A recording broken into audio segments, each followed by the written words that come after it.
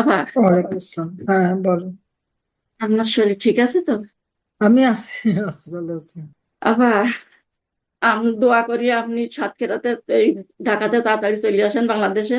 টানা ২ বছর পর অবশেষে অন্তরাল ভেঙে দেশের রাজনৈতিক ইতিহাসের সবচেয়ে বড় বিতর্কিত ও ধোঁয়াশাপূর্ণ অধ্যায় নিয়ে মুখ খুললেন সাবেক প্রধানমন্ত্রী শেখ হাসিনা। ভারতের শীর্ষস্থানীয় দৈনিক পত্রিকা এই সময় প্রকাশিত তার এক বিশেষ সাক্ষাৎকারের দ্বিতীয় কিস্তিতে উঠে এসেছে ৫ই আগস্টের সেই নাটকীয় মুহূর্ত, পদত্যাগপত্রের রহস্য এবং তার ভারতে যাওয়ার পেছনের আসল সত্য। গত ২ বছর ধরে বাংলাদেশের সবচেয়ে বড় আলোচনার বিষয় ছিল শেখ হাসিনা কি আদৌ পদত্যাগ করেছিলেন? যদি করে থাকেন তবে সেই পদত্যাগপত্র কোথায়? এই সাক্ষাৎকারে শেখ হাসিনা নিজেই সব ধোঁয়াশা পরিষ্কার করে দিয়েছেন।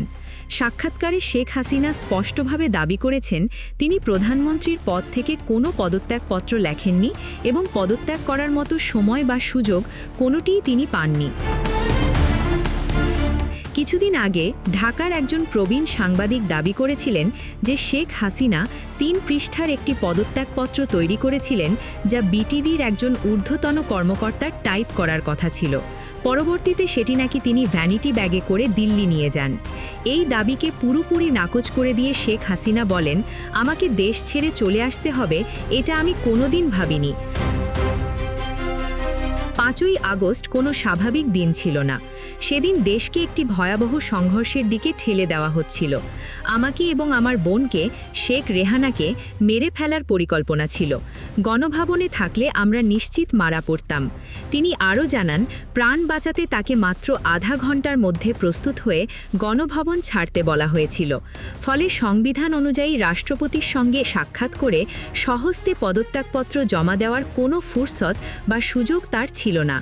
দেশ ছাড়ার মুহূর্তটি নিয়ে শেখ হাসিনা এক চাঞ্চল্যকর তথ্য ফাঁস করেন।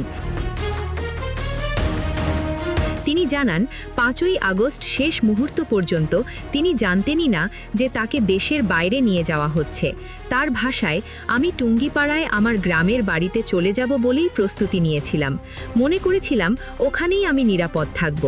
কিন্তু একেবারে শেষ মুহূর্তে গাড়িতে ওঠার আগে আমাকে জানানো হয় যে আমাকে ভারতে নেওয়া হচ্ছে।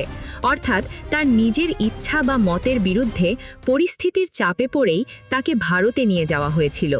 সাক্ষাৎকারে শেখ হাসিনা আন্তর্জাতিক অপরাধ ট্রাইব্যুনালে তার বিচার প্রক্রিয়া এবং জাতিসংঘের মানবাধিকার বিষয়ক হাই কমিশনের রিপোর্ট নিয়ে তীব্র ক্ষোভ প্রকাশ করেন। জুলাই আন্দোলনের হতাহতের ঘটনা প্রসঙ্গে তিনি বলেন, ক্ষমতায় থাকার সময় তিনি নিজেই একটি স্বাধীন বিচার বিভাগীয় তদন্ত কমিশন গঠন করেছিলেন, কিন্তু অন্তর্বর্তী সরকার এসে তা বাতিল করে দেয়। তিনি এই পুরো ঘটনাকে কোনো ছাত্র বা কোটা আন্দোলন নয়, বরং ডক্টর ইউনূসের মেটিকুলাস ডিজাইন বা নিখুঁত নকশায় করা একটি রেজ চেঞ্জ বা সরকার পতনের ষড়যন্ত্র বলে আখ্যা দেন।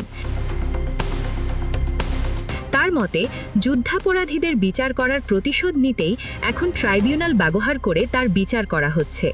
শেখ হাসিনার এই স্বীকারোক্তির পর বাংলাদেশের রাজনৈতিক ও সাংবিধানিক মহলে নতুন করে বিতর্কের ঝড় উঠেছে। এতদিন আওয়ামী লীগের নেতাকর্মীরা যে দাবি করে আসছিলেন যে আপা পদত্যাগ করেননি, তা এখন খোদ শেখ হাসিনার মুখ থেকেই নিশ্চিত হওয়া গেল। যেহেতু সংবিধানে অন্তর্বর্তী সরকারের কোনো স্পষ্ট রূপরেখা ছিল না, তাই সুপ্রিম কোর্টের রেফারেন্স নিয়ে গঠিত এই সরকারের রুটিন কাজের বাইরের সিদ্ধান্তগুলো ভবিষ্যতে আইনি চ্যালেঞ্জের মুখে পড়তে পারে। তবে বিশ্লেষকদের একাংশের মতে, এই প্রক্রিয়ার পর যদি দেশে একটি সুষ্ঠু নির্বাচনের মাধ্যমে নতুন সরকার, যেমন বিএনপি বা অন্য কোনো দল দায়িত্ব গ্রহণ করে, তবে সেই নির্বাচিত সরকারের বৈধতা নিয়ে প্রশ্ন তোলার কোনো সুযোগ থাকবে না।